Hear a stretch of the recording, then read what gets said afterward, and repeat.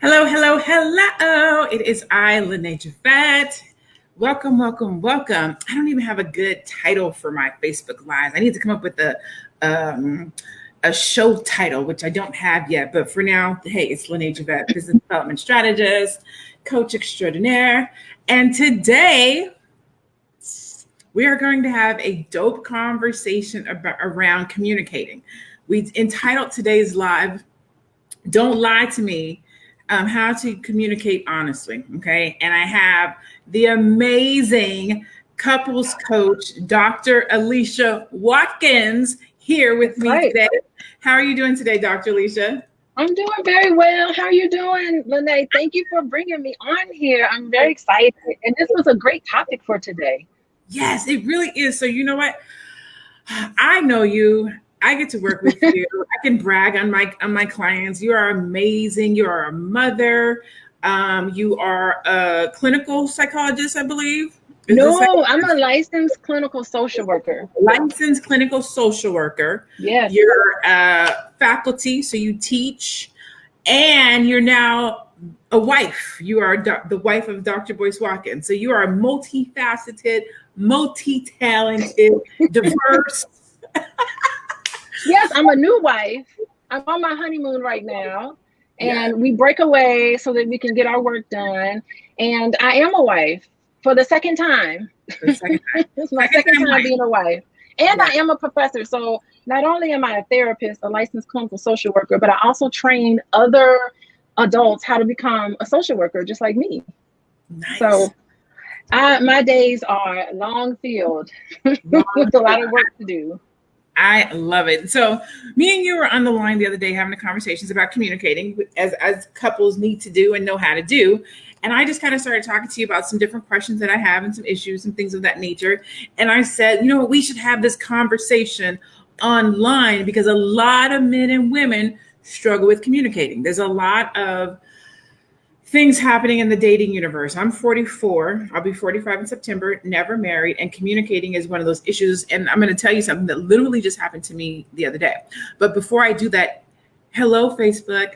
If you are in the comments, please say hello to Dr. Alicia, no matter where you are. Say hi, Dr. Alicia, or say hi to me just so that I know you're there, so I can see that you are in the comment section. Want to know who's with us today. Also, if you have a question about relationships, about couples, about getting remarried, about hurt, or anything like that, please feel free to ask because we are going to use this time with Dr. Alicia to filter some of those questions. But I'll start. So, let me see how I'm going to ask this. I'm going to tell you what I do, and then you can tell me if you think this is right. We're going to talk about red flags. Hey, Miss Whisper Thompson from Georgia. How are you, sweetie? So I'm going to start with red flags because I think that oftentimes dating and going into relationships, we have a very difficult time identifying red flags. Now, I went out with this gentleman the other night on a date, first date. When I got there, I was like, I'm not sure. Yeah. Thank you. I tried too. I was like, I'm not sure how this is going to go, but I'm not going to do my normal thing and be like, and blow it off. So I was like, I'm going to see the date through. So I did. I saw the date through. Nice guy. I still was on the fence, but I was still going to push through. Well, the next day I went out with my mom and my son to a movie, and he called me twice and I wasn't able to get back to him. So by the time I called him back, he had an attitude. And I was like, I'm already on the fence. You can't have an attitude and I'm already on the fence. So when we were hanging up, he said to me, give me a call if you want to see me. And I said, cool, I'll call you tomorrow. To me, meaning I'll call you tomorrow. We can hook up and connect, whatever, right? That's not how he took it. He said, well, that's not what I was looking for. And I was like, well, what were you looking for? And he was like, well, I was expecting you to say that you want to see me. Well, I'm thinking that if I tell you I'll call you tomorrow and you say, call me if you want to see me, I'm kind of telling you what you want to hear. But anyways, so we hung up. That stayed in my heart. I felt like there was a lack of communication. So the next morning when I woke up, I hit him first thing, like, look, first, you accused me of something that wasn't true. This is what he had the attitude about. Second, you got an attitude with me over something that wasn't true. And third, I don't like how we hung up. So for me, those are 3 red flags. And I think I'm going to go ahead and do my own thing. Now, The old me wouldn't have done that. Old me had a very difficult time identifying red flags, right? I would just be like, oh, you know what? Maybe it's not him. Maybe that's not how he operates. Maybe he doesn't get an attitude so quickly. Let's pursue, let's further, let's see. But new me is like, check, check, check, I'm done. So what is proper communicating for dating and or getting to someone? Okay, Lanee. Why weren't you sure about this person? And by the way, when you went on the date, did you have a good time with him? Did you have fun? I did. Had a good time on the date. Had fun with him. Then what evidence is there that you wouldn't be sure about this guy if you had a good time with him? I don't think we were equally yoked. I don't think we made a good match. So just from our. What do you mean? So. Oh, okay. So God, I want to tell you this other story, but I'll get to that one. I'm at a point, and I think we as women do this a lot. We'll meet somebody and we think, oh, this person has potential. I can work with them, or I can fix it, or I can work around it, or I can, you know what I mean? But I don't want to do that anymore. And so when I met him, I was like, he seems cool. He's nice. We had a good conversation. Things were well. He has a roommate, and I feel like at 50, you shouldn't have roommates. So I was. What's wrong with you not having a roommate? Like, I think like in the pandemic, it's really nice to have. I feel sorry there's a lot of men in my office who live alone during this pandemic, and they're sitting there thinking, God, I wish I had a roommate, someone else to talk to. I don't think there's anything wrong with having a roommate. And if you had a really good time with this gentleman, you call him and you say, yes, I want to see you again. Why not go for it, Lanee? Well, I don't know, unless you can tell me some actual red flags. Like, I don't know. Like, I'm not trying to diagnose you or anything, but it sounds like you went out on a date with a guy. You enjoyed his company. He really enjoyed your company because he was so excited to see you again. He called you twice when you were at the movies. I think that's sweet. I think that's really nice. And if a guy did that to me, I would think, oh my God, he really likes me. I don't know, unless he did something mean and disrespectful. I don't know that he was being, I don't know that there's any red flags. Based on what you've told me, I think he seems like a really nice, genuine guy. And just because he has a roommate doesn't mean anything. I think it's a great way to save money. It's a great way to have companionship. Like, I wouldn't be upset if I dated a guy who was 50 and if I was single. I don't know. I'm not trying to disagree with you. No. But I mean, it sounds like he's a really nice guy, and I think you should take him out on a date. You should call him up and say, no. Okay, so what was it? So he had a legit reason for having a roommate. He's recently divorced. He's recently divorced. So he's been divorced. Yeah. So the transition. So I'm okay with that. So the accusation that he made towards me is the reason why no. He accused me of sending him up when we didn't have a plan. As you know, I'm in a doctoral program, right? So my time is very short and valuable. And I was at the place with my mom and my son. So that did not work. And then just like I said, I was already on the fence. And so if I'm already on the fence and you rub me the wrong way, I'm not going to do the work to try to get you on the other side of the fence. It's not my responsibility. But I think we've related to women, and ladies, you guys, please chime in and tell me where you guys are from a dating perspective. How many red flags do you get? And or men, you can relate to this too with women. How many red flags are okay? Right? Because young me used to call a red flag fuchsia, pink. Right? It was everything but red. And you would pursue something. And some of that comes back to communicating. When we're younger, we don't know how to properly communicate. When you're younger, I call it go along to get along, right? Especially when you're dating. Sometimes as women, you don't say what you really want. So maybe you do want to be married and you start dating a man who says he doesn't want to be married, but you don't want to tell him you don't want to be married because it might scare him off. And so you'll stay in that relationship a little longer than you should, thinking that you can change his mind in marriage. Or as a woman, maybe you don't want to have sex, but you don't know how to communicate that to a man. And so you will go ahead and have sex, but now you have resentment. Like, there are things that happen from a communication standpoint that we don't really know what to do or how to do until we get older. And so now I personally feel like I'm at a place now where I'm very good at communicating those things. No, let me not say that. I won't say I'm really good. certain areas, certain things, especially through this dating thing right now, I've become better at being honest with myself when I see something that I don't like that.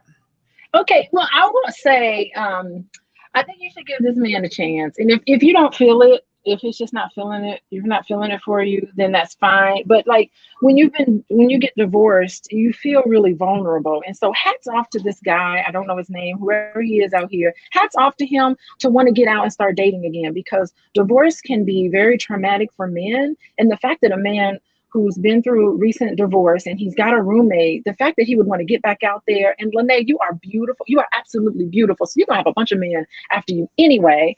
And so like to be able to have the courage for him to get back out there, and it's probably awkward. Imagine if he's been married for a while, he hasn't been dating for a long time. So he doesn't know. It's probably clunky and he's not quite sure how to date again. So I think you should be patient with him. He might be a nice gentleman. Is he sweet as can be? Like, you know, there's other qualities that you look for. If he didn't do it for you, then, you know, then be honest about that. That part. Okay, that's what it is. I didn't want to say it. But let him down easy, because I would venture to say if he is got divorced and he has a roommate, probably he's been hurt in some way. It probably hurt him psychologically. It probably hurt his pocket a little bit. And so he is rebounding, and it takes time to rebound. And so I think he felt a little insecure. You feel very vulnerable. You're back out there. You're doing it wrong. So this poor gentleman is probably going to make a lot more mistakes before he gets it right. So if he doesn't work for you, then that's good for you. You can move on. But for you, Lanee, I'd like for you to, I didn't hear, based on what you said, I didn't really hear any concrete red flags. I just got that it's just not a good match for you. But, yeah. But I think that, you know, he must have done something. You did end up going out on a date with him. So he must have done something that you liked. I did. So let me ask you that. So, I mean, you know what? I did go out. The date was not bad. Even like I said, when I left, I was like, I was already. What was holding you back? What made you go? What about I think didn't do it for me.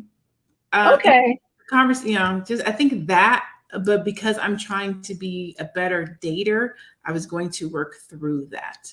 But when you get attitude, like we went out one time, you can't get an attitude with me. Yeah. Date and talk to me crazy. I don't do condescending. Like you can't talk to me crazy after one date. I'm not okay with that. Okay. So he probably didn't do the best job of articulating. He probably felt really nervous, I imagine. I just feel sorry for this guy. But I also feel sorry for you because you went out on a date with someone and it didn't really work. So yes. That is unfortunate.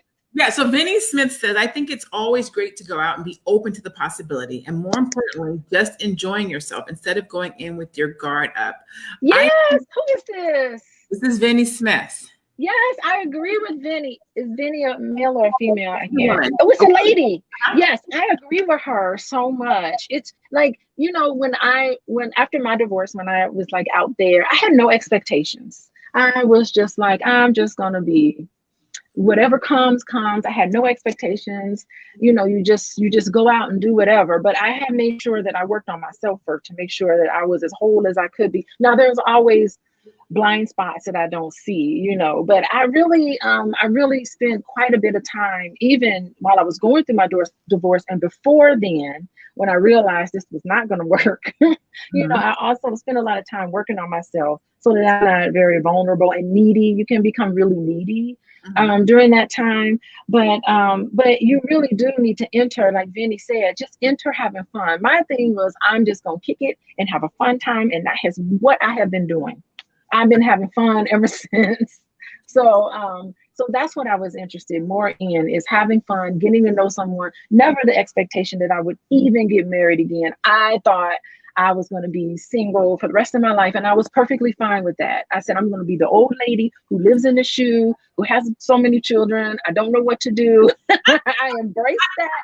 And I said, if that's where this leads me, then so be it. And it was funny because my mom was the one thinking, no, someone's going to pick you up And she didn't believe it at all, but I was totally content with whatever. So when Boyce and I started dating, I had no expectations that I never thought in a million years we would be married. I had no expectations for that, but I like fell so in love with him. I was already in love with him as a friend.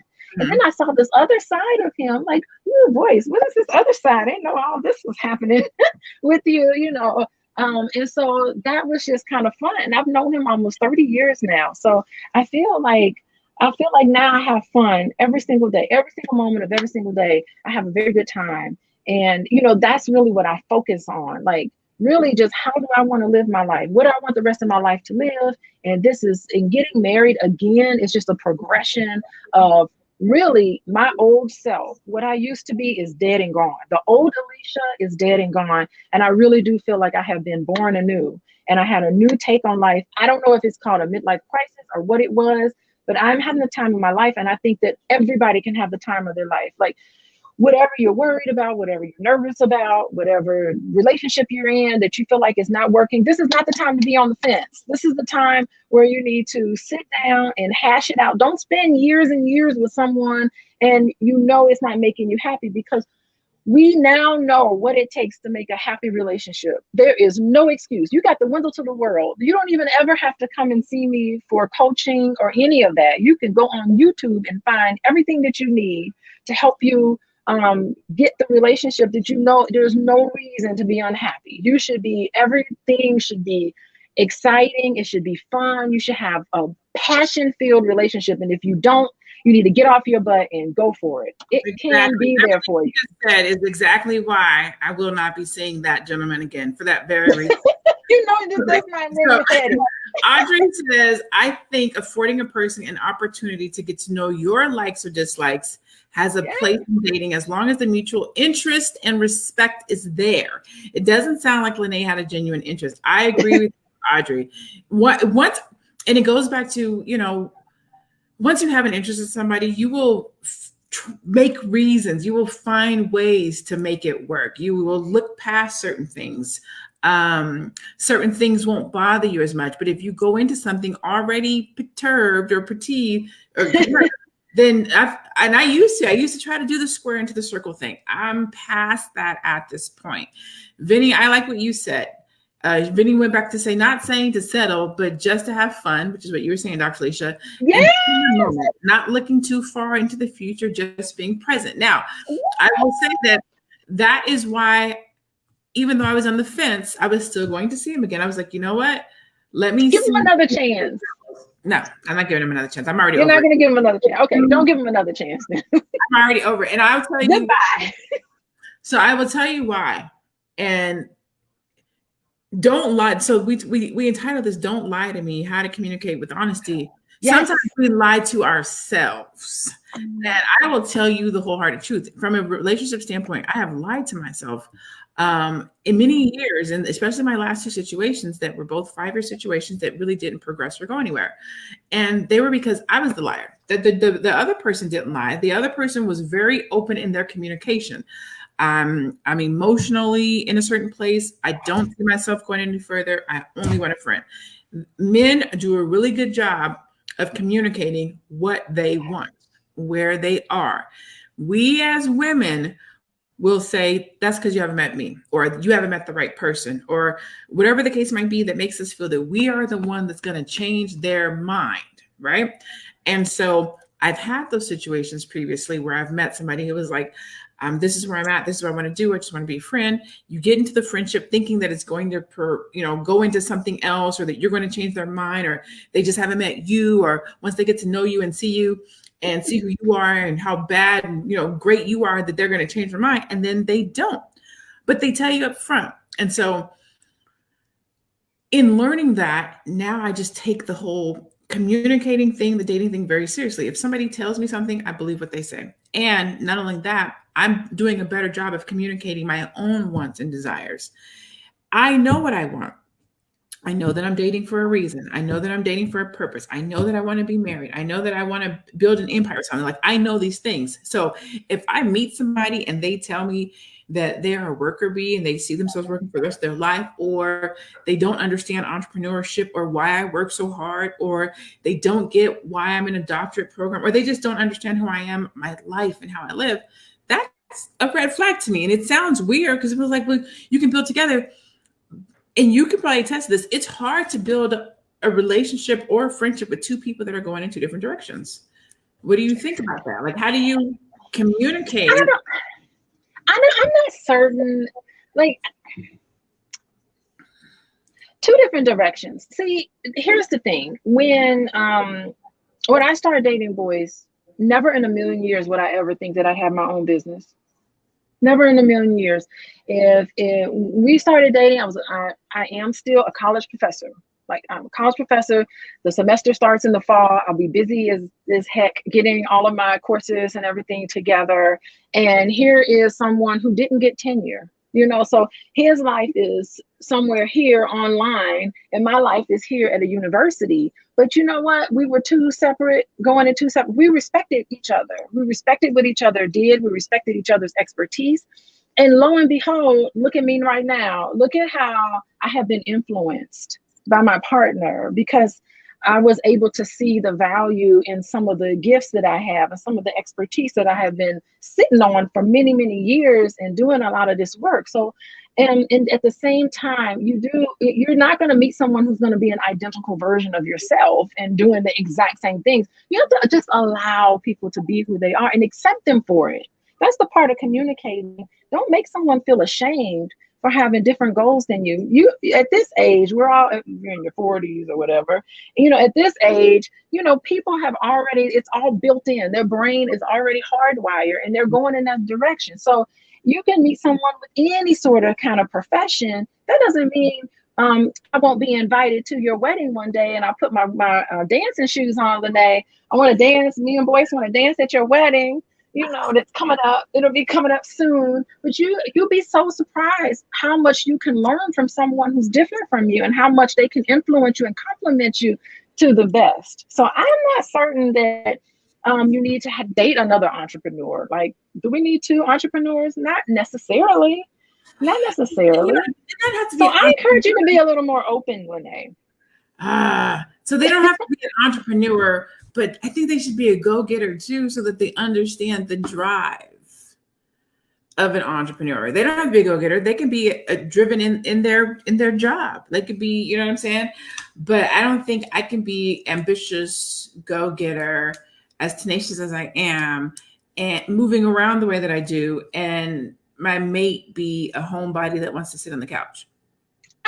I kind of feel like a nice homebody who sits on the couch can help to center you more. So maybe you're kind of like you like to get up and go around and do a lot of fun. And then maybe you can get the couch potato off the couch and that person can travel with you a little bit, not all the time. And then you two can complement each other. So if you find someone who is more of a couch potato, then you need to sit on the couch and snuggle and watch Netflix and chill and eat popcorn and all of that. But when it's time for you to get your work done, you two can kind of complement each other. I'm not certain. I know I'm like really hard on you, Lanee. I'm like sitting here like pushing you. I didn't think this conversation would turn into this, but I really do think that you should open up a little more, like be a little more open. And I think you can find someone right there at your fingertips. Chris says he can be a go-getter that works and you can inspire him. Yeah, I'm down for that, Krista. Yeah. I'm down for somebody. But again, she said he can be a go-getter. So if he is a go-getter, so a couple of things. I've always been this way. This part is not new. I have always had a belief and faith that a man does not have to be where he wants to be when we date. He can be en route. He can have an idea. He can have a goal. He doesn't have to have achieved it. He doesn't have to be there yet, but he's working towards something. I can get with that. I can support that. I get it. But you can't be standing still. That's my only thing. Like if you're aspiring for something, coaching football, helping young Black boys, going for something in your academics, doing something in your career, family, I'm with that. But going to work sitting down, sitting in front of the TV, no goals, no aspirations, no pursuit, I can't support that. And that's more so what I mean by just sitting around doing nothing. I move way too fast. My life isn't built that way. But you said something that made me think about exactly what I said. May Prasad, I see your comment or your question. I'm going to bring it up to Dr. Alicia in 1 second. Matter of fact, thank you again. Let me just reset the room real quick. We are talking with Dr. Boyce Watkins' wife, Dr. Alicia Watkins, who is a couples coach. Me and her were having a conversation the other day about relationships and communication, proper ways to communicate, and how do we get our points across, and how do we be compassionate and listen. And I was like, we need to have this conversation online, because a lot of men and women struggle with communicating. And one of the reasons is what I think you just said. The brain has already been hardwired. So if you're over 40, you are who you are. You act how you act. You think how you think. You do what you do. And so if you've been hurt, you communicate a certain kind of way. If you're not a vulnerable person, you communicate a certain kind of way. You have guards up. Like, it's very difficult to penetrate and get to know someone oftentimes over 40 because of our past experiences and because of these hardwires. And so communicating is a tool that can be used to help bring guards down, to help be vulnerable, to help understand, to help get your point across. But a lot of times we don't know how to properly communicate. And so we end up in the same place, or you over communicate, or you don't communicate enough, or you don't listen. And so I was like, let's just have a conversation about communicating, or being open, or being vulnerable, or having relationships, because there's a lot of people that want to change or transition or transform their current situation, and they may not be sure how to do it. So that's what inspired this conversation. So back to your point, the brain is already hardwired. How do we progress, transform, change, grow when the brain is already hardwired? Yeah, to grow, it's painful. So I think it's funny, like when you are, when you've got to a certain level, you're in your bubble by yourself. Okay. And that's a very comfortable place to be. Mm-hmm. And when you decide to enter into a relationship or even a marriage, your bubble is popped, so here you are with someone else. And so that can be a very painful and a very uncomfortable situation, but it's painful sometimes in order to stretch and to grow. That growth process, it requires some sort of discomfort and some sort of pain. But when you're in a relationship with another person, that is the whole purpose. The whole purpose of you being in a relationship, the whole purpose of you being married to somebody is so that you see something in that person that you need for yourself so that you can grow. And it can't be done single.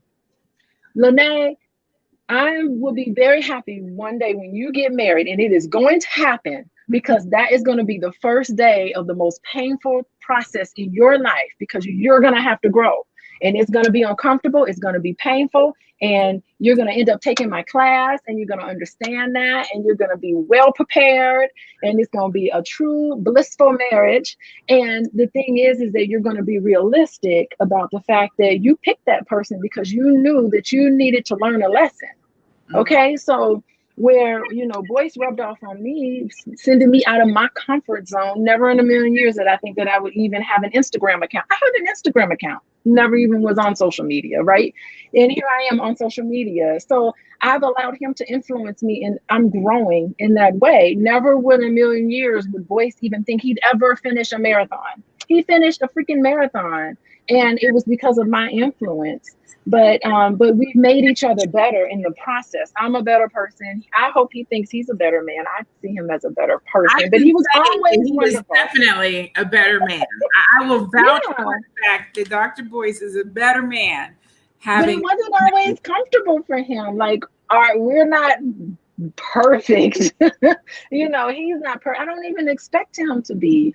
And so, we have tiffs, and he gets on my nerves, I get on his nerves. That's just normal. That's what happens. But the thing is, it's about the honesty piece. So, there's a lot of things that can jeopardize a relationship, but what puts the relationship together, the glue that holds a relationship together, is honesty, is trust. And when you have secrets and when you try to hide something from someone, the truth will always come out. So honesty is always the glue that holds a relationship together. And not be ashamed about some things in your past. Like, what is it in your past? Do you have any addictions?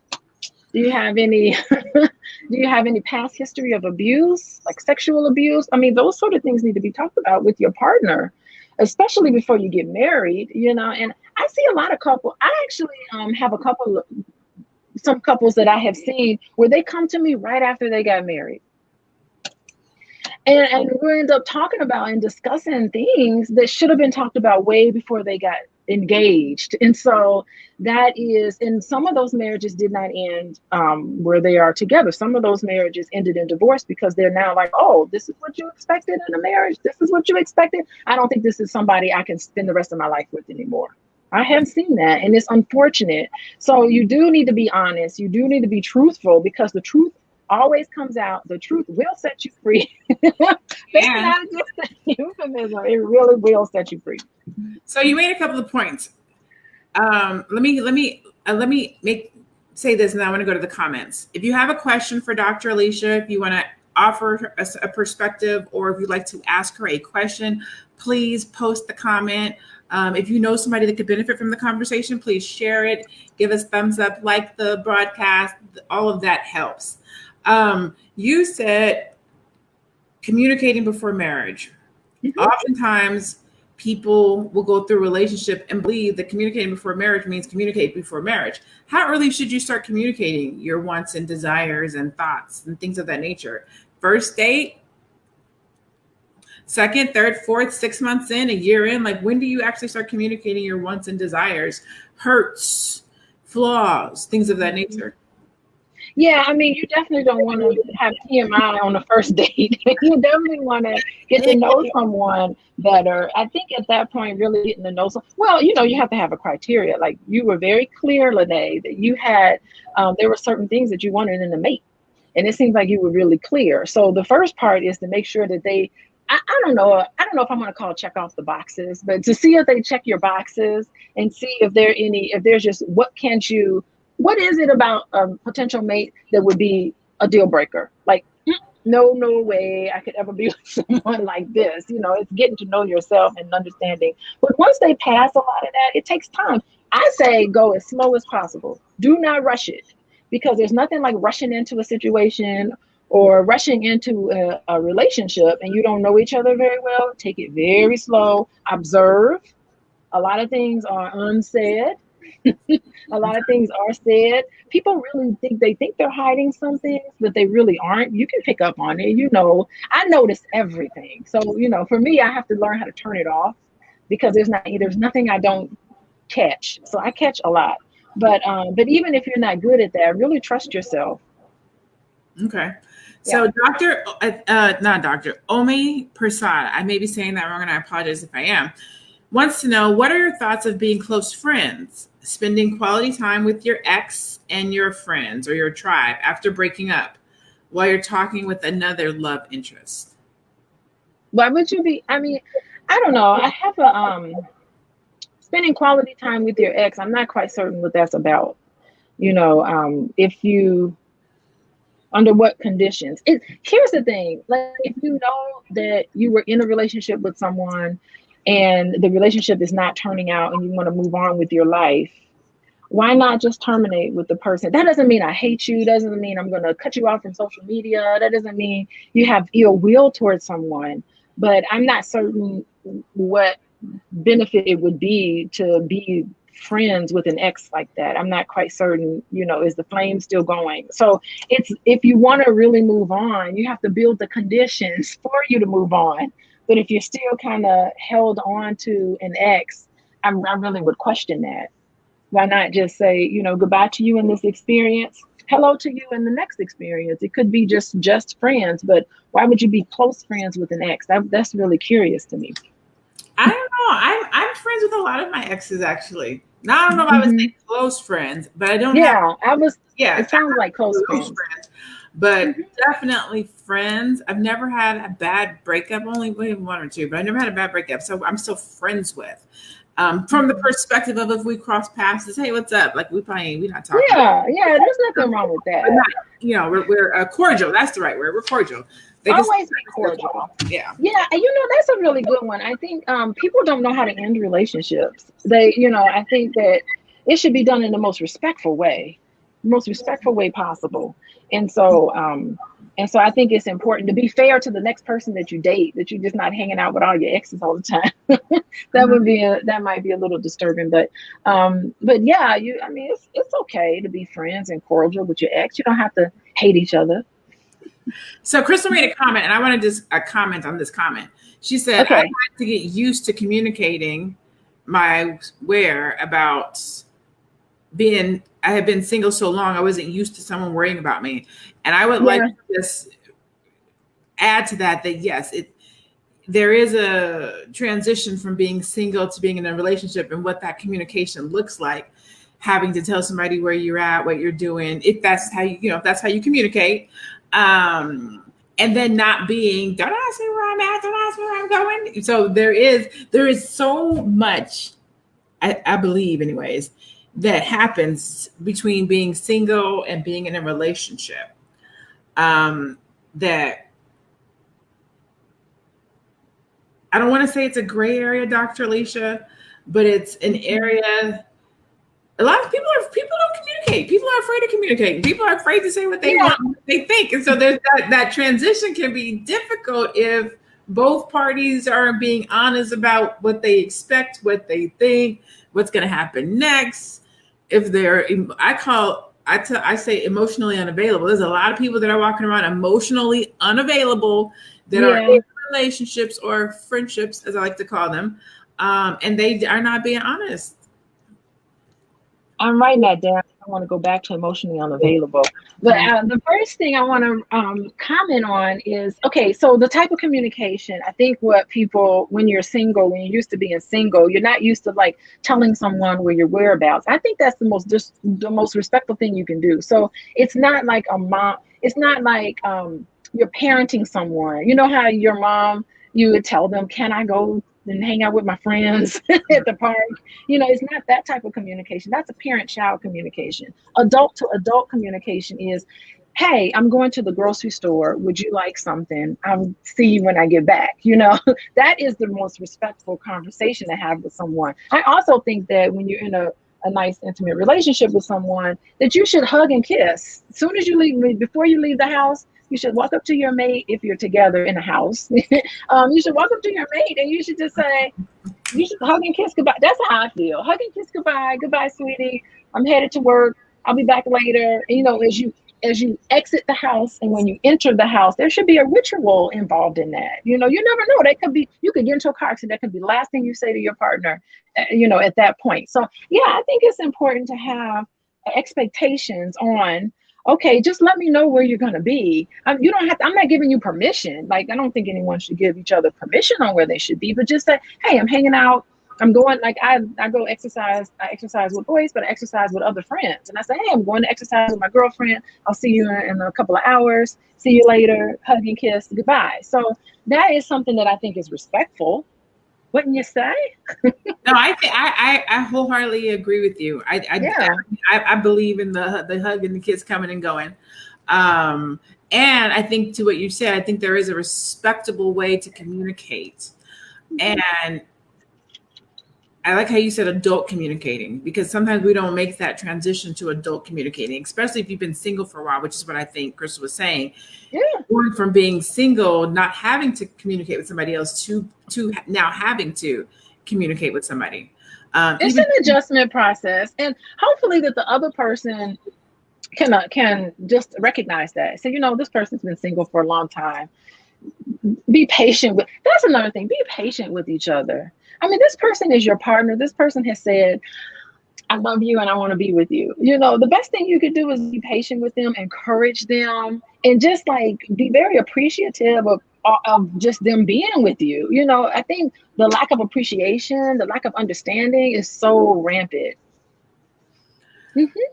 When there, before I, actually, let me ask Wani Jones, I think it is.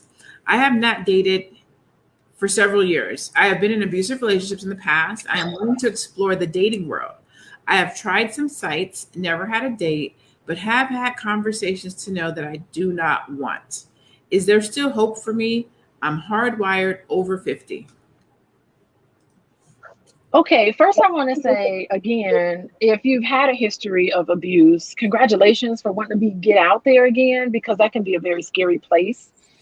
Sometimes you just don't think you trust yourself to make good judgment, to find another mate again. So to get back into the dating world, I think that is so remarkable, because that makes yourself vulnerable again. And hopefully you got some help with that. I know a lot of women who've been in abusive relationships and they straight up have post-traumatic stress disorder.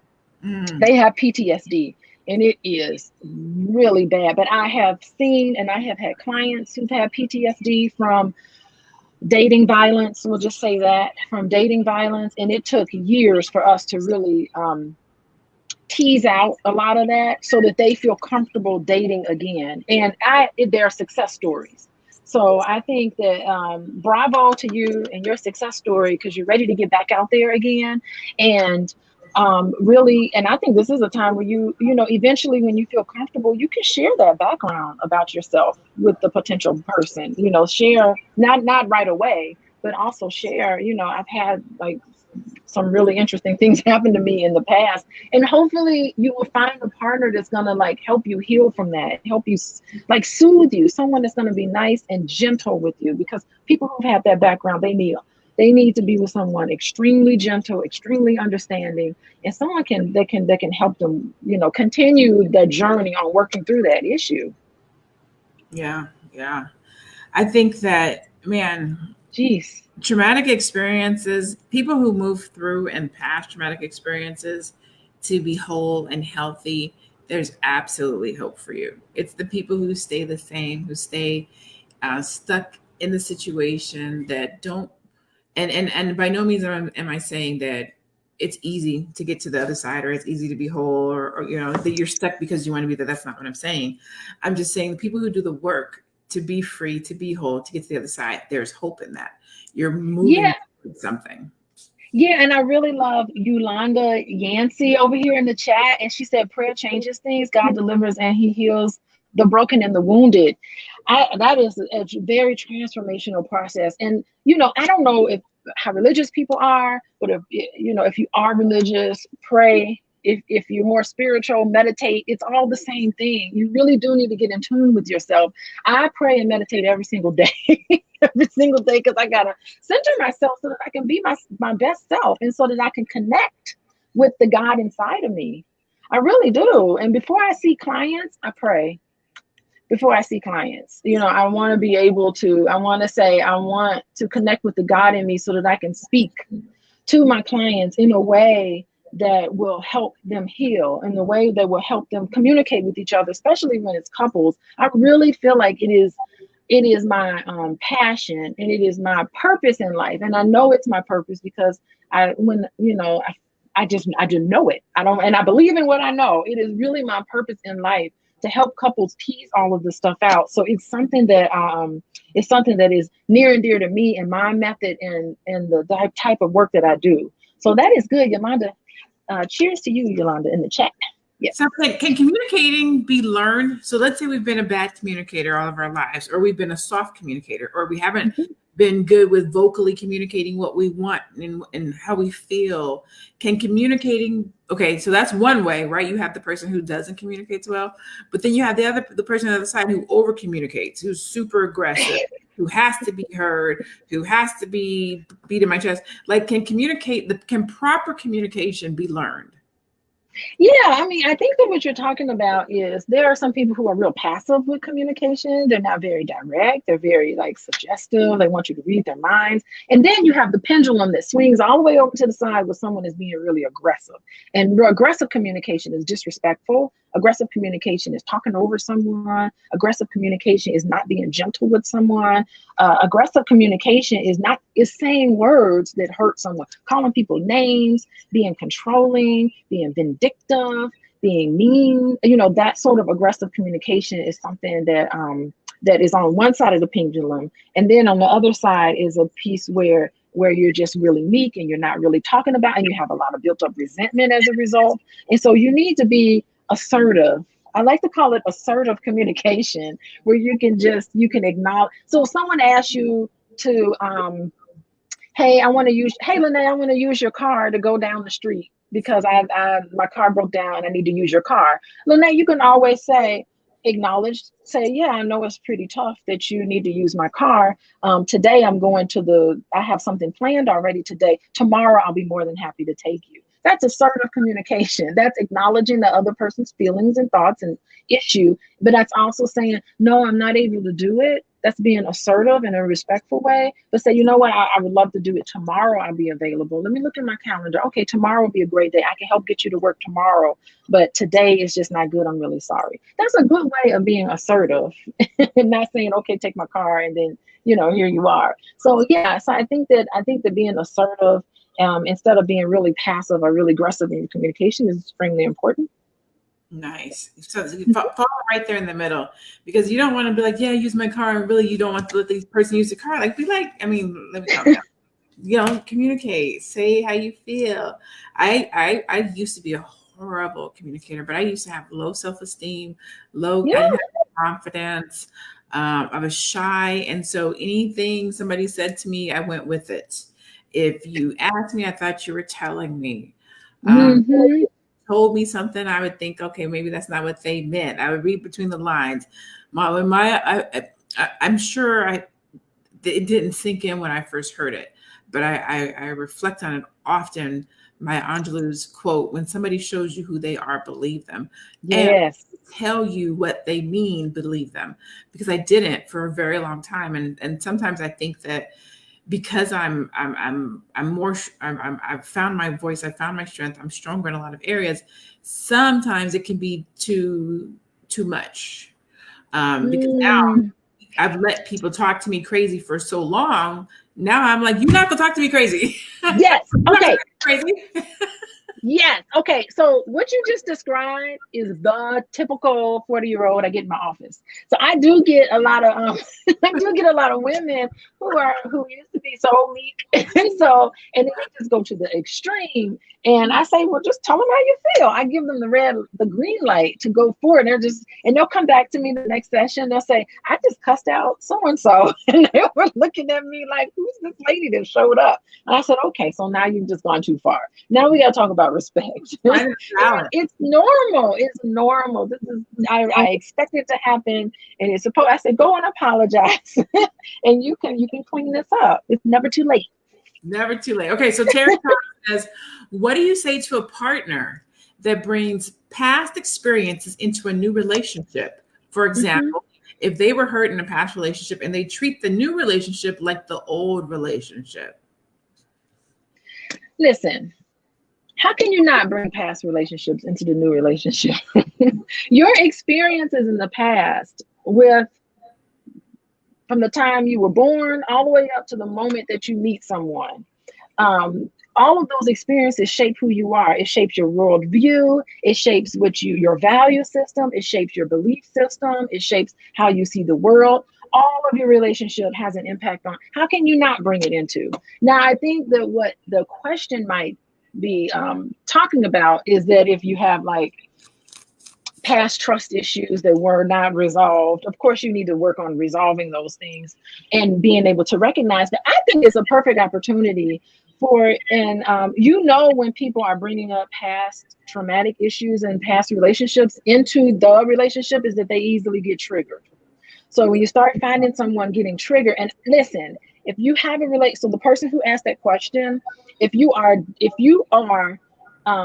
now in a relationship with someone and you are clearly able to recognize that they are getting triggered and things are happening because of something that's happened to them in the past, I do not advocate ending that relationship. I think that there are very helpful ways to work through that. I also think that you should allow that person to tell their story. Hey, you know what? I wasn't really being mean to you in that way. tell me a story about why this triggered for you. Tell me, why is this coming up for you as a trigger? And really being gentle. Gentle is like a word that I just want to use all the time. But really listening to them share their story about a past hurt or past experiences. And you can say, you know, that was someone else. I would hope that with my consistency and with my trust, that you will learn to heal from that. And I promise you, I will do the best I can to never treat you the way that other person treated you. And I think it was awful. Show some empathy for each other. Don't dump the person just because they have you got past issues too that you dealt with. So all of us are bringing past issues to the table. Why not make that an opportunity to just share with each other? Oh, I love that answer. Terry also asks, how do you deal with a partner that has low self-esteem? Yeah, build them up, you know, try to work on building them up. Try to find out why.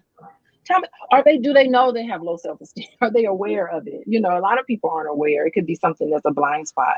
It could be something that's a blind spot. And it could be, I like me, the type of person I am, I can't hold anything. We will sit down and talk about it. I gotta talk to you about something that I've noticed. And you can just bring it up and say, you know, tell me which I have come to the thought that there are things that you've done that makes me wonder if you have low self-esteem. Am I right or am I wrong? Give them permission to correct you, because you could be wrong. You know, say, am I right? Am I wrong? Where am I right? Where am I wrong? And if they're not ready to deal with it, you know, you might want to just lay off. They're not ready to talk about that particular thing. But it's hard dating someone with low self-esteem. You know, it's a lot of emotional baggage that comes along with that. And they try to be people pleaser. It can be really annoying. But I say have a conversation about that. Tell me if I'm wrong. And if they're honest with you, they say, you know what, I do have low self-esteem. Let me tell you where it came from. When I was a child, I thought I was really ugly. I thought I was not good enough. And someone told me I wasn't good enough. And you just listen to that. Wow, is this? And then you can recognize, okay, is this part of where you thought you weren't good enough? You know, and then you can say, what can I do for you to help you so that this is not triggered? I like working with each other. Lanee, I saw your look on your face. No, my son was talking to me as you were talking. I'm trying to be like, I'm online. So Jennifer asked a good question. And I don't think people think about the different types of communication that needs to take place based on a person's past. So hers is specific to divorcees. What should you be cautious about in your communication when dating a divorcee? Yeah, I mean, well, divorce is different for everybody. You know, it all depends. You know, it would be really interesting to have them tell their side of the story. It's two sides to a story. It would be really nice to have them tell their side of the story, like their perspective about what went on, and really listen to them. And that'll let you know, how they react when they are angry and upset, you know. And you can ask them questions like, what did you learn from your marriage? You know, what is it that led to that painful decision? Because it's not an easy decision to get divorced. It is something that is extremely, it's not something you just wake up one day and do. You just can't do that.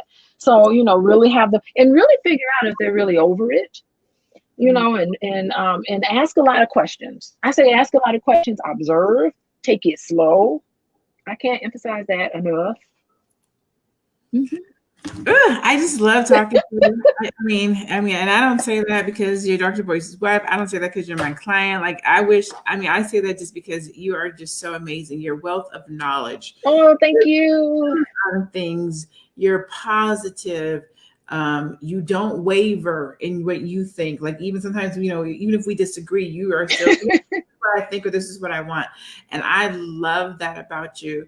I love that you were married and divorced and didn't think you were going to be with someone, but you still, you know, were still open and available, so that when you and Dr. Boyce crossed paths, you were able to develop a deeper friendship that ended up turning into a relationship that led to marriage. I love that you are open about helping other people or couples to be married, to learn how to communicate, to learn how to blend their family, to learn how to get married again? What questions should you ask before you get married?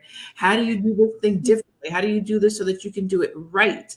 I love that you have dedicated your life to helping couples through couples coaching with Dr. Alicia. Yeah, I do have some gray hair in here. I have gray hair in here. And I look at the gray hair and I think that's wisdom, because I've made mistakes before. I'm not at all perfect in my relationships, but I've learned.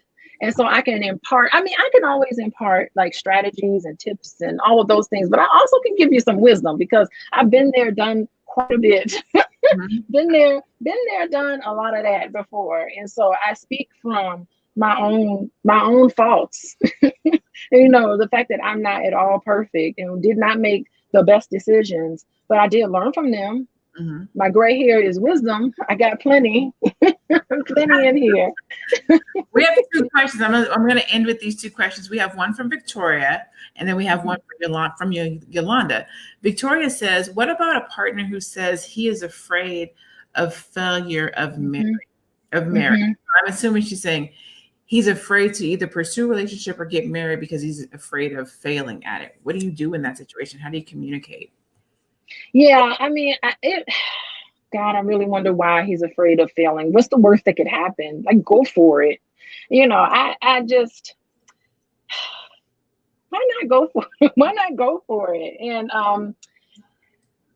the fear, the fear is real. And I would hope that if that's someone that you're dating, I would hope that you can present a side of yourself about who you are that would make that man feel comfortable, because all men are afraid when they get married. And apparently when they actually do get married, there was something in that woman that made them very comfortable, where they felt like the risk was worth it. You know, this is worth the risk, because all men are afraid of divorce. Men do not divorce their wives. The wives tend to divorce the men, not always, but it is something that all men are afraid, because marriage favors men. You know, I mean, statistics show that married men live longer, married men are healthier, married men have better sex than non-married men. Even cohabitating men. I disagree with you on that.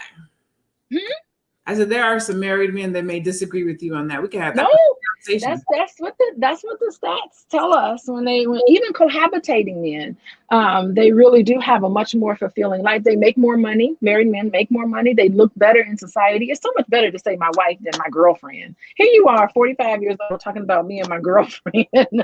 Like, you look more prestigious. People take you more seriously if they see you with a wedding band on. You know, it's a status. You know, they just look at you. I'm not saying it should be this way, but that's how it is subconsciously. And so it you know what it tells people in business? That, okay, he made a commitment to someone, so we know that he is trustworthy. It makes you look trustworthy, for men in particular. So, I mean, let the man know that men are healthier. They have less heart disease. You know, there's a lot of mental health improves for a lot of married men. Not the same for married women, by the way, but it is for married men. So there is a myth out there about marriage that a lot of men who are married, they're actually they benefit in the long run than men who aren't married and men who are cohabitating. Okay. I didn't say it. The numbers said it. That's the number set. Okay. So this is the last question. You can check me on it if you want. Okay. The last question is from Yolanda. She says there are stages of divorce. Do you utilize those in your sessions or therapy? I'm not familiar with stages of divorce. I know that divorce happens long before you end up in court. Sometimes there are marriages going on right now, and they're so fake that that I wouldn't even consider it a marriage. So the divorce is over a long time before you end up contacting lawyers and trying to legally divorce. So you know, I'm not certain about the stages of divorce, but I do work with a lot of women who are rebounding and getting their lives back together, and everything seems in shambles emotionally, psychologically, financially, for sure. They're trying to get everything together. They don't know who they are. It can be very anxious. You can become very anxious. You can be sad. You know, it's a great time to get your, remember, I don't know if you watched the Kardashians. I like keeping up with the Kardashians, how Khloe Kardashian used to have revenge body. You know, you got to get your body back together after you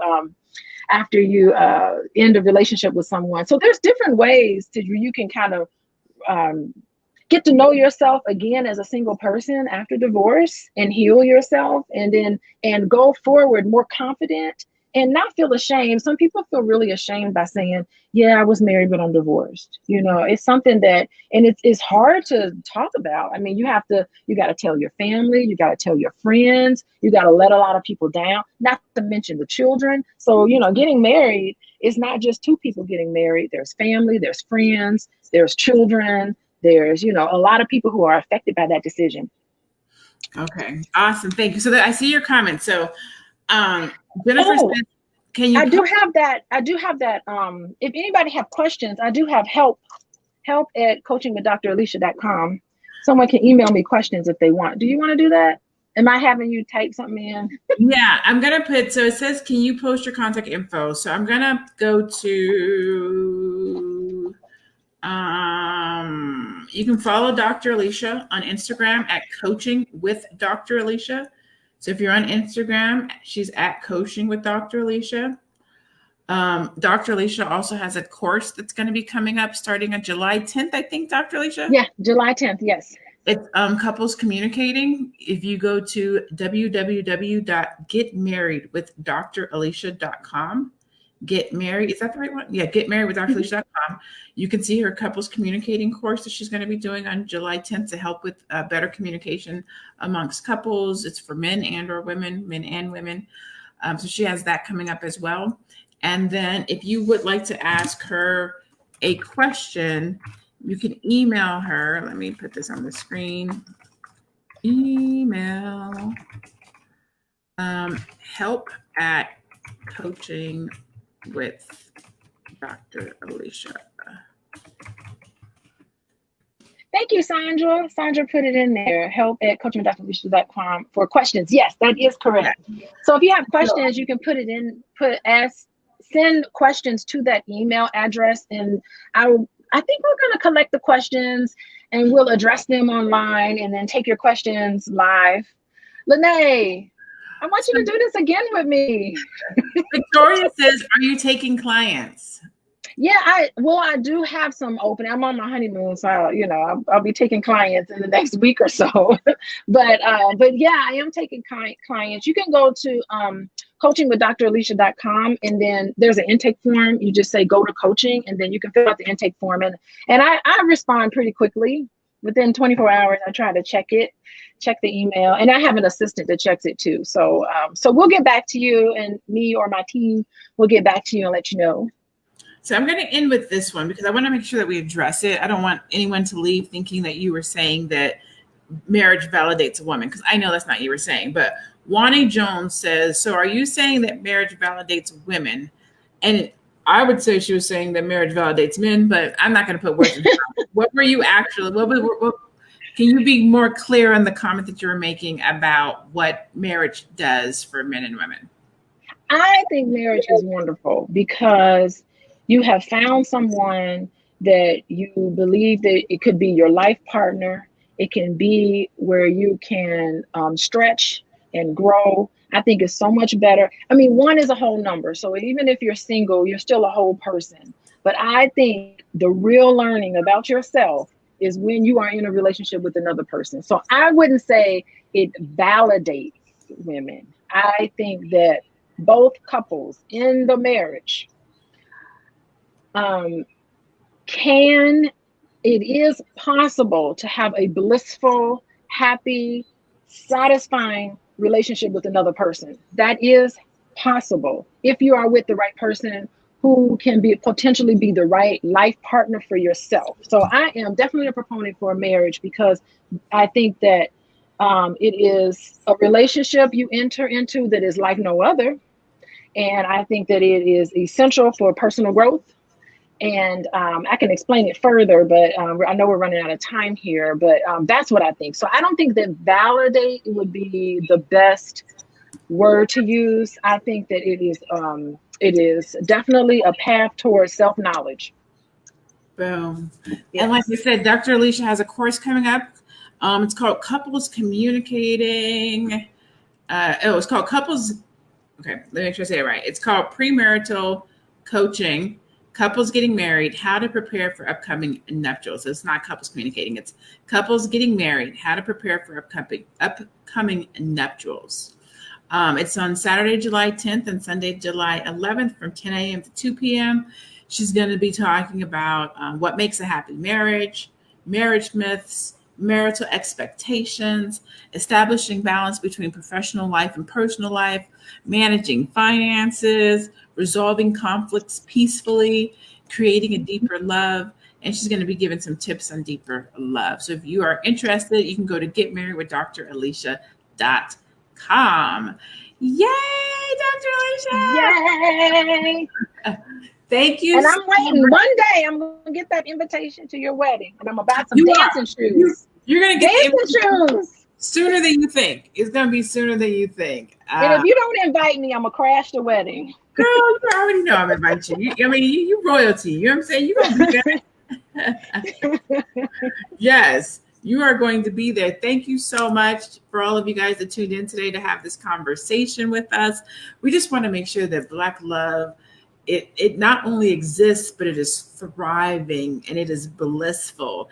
And any part of the conversation that we can have to do that, whether it be communicating, whether it be premarital conversations, we want to make sure that you're having those, because Black love is essential to the Black family, to our economic empowerment, to our legacy, to everything that we're building. And so these conversations, I love to have these. You know what?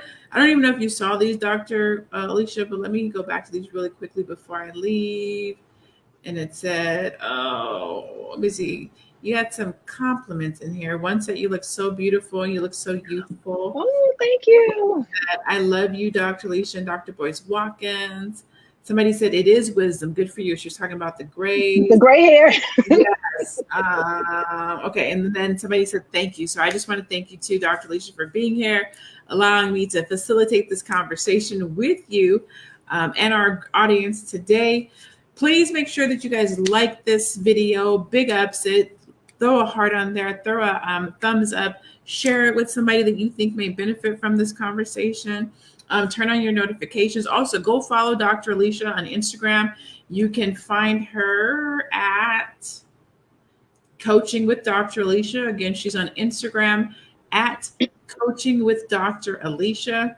You can check me out on social media. I am everywhere: Facebook, Instagram, and YouTube at I am Lanee Javet. So it's my name, basically. My handle is I am Lanee Javet.